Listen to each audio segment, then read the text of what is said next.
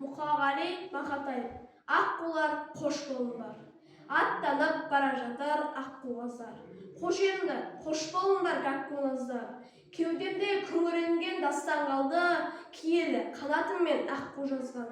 Аққулар кешіріңдер жазықтымын, қараймын керуеніңе қажып бүгін.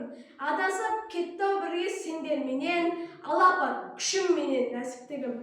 Сыңқылдап соғылғанда қанаттарың, табалмай қалды менің тағат жаным.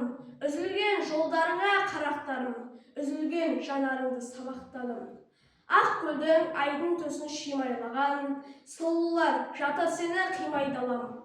Аққу боп неге ғана жаралмадым, адам боп өз-өзіме сыймай барам. Аққулар алданышпен арман едің, қош енді қанатым жоқ самғар менің.